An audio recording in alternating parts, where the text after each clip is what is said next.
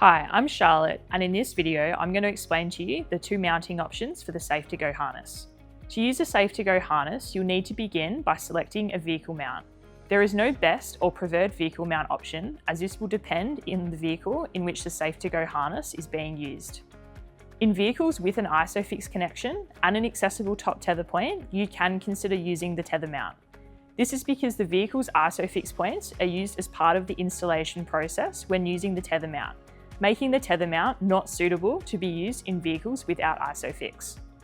The tether mount option can also be helpful when the user will be travelling in a vehicle with ISOFIX where there is no gap between the vehicle seat backrest and the seat itself. In vehicles without ISOFIX or ISOFIX vehicles lacking an accessible top tether point, the vertical mount may be suitable provided there is a gap between the vehicle seat backrest and the vehicle seat, as this is required for installation.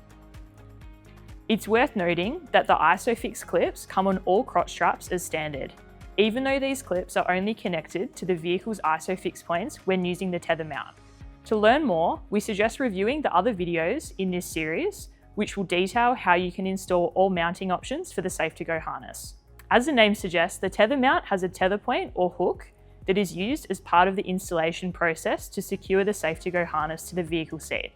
In contrast, the vehicle mount option has straps that install vertically around the seat and buckles which secure the Safe2Go vehicle harness to the seat.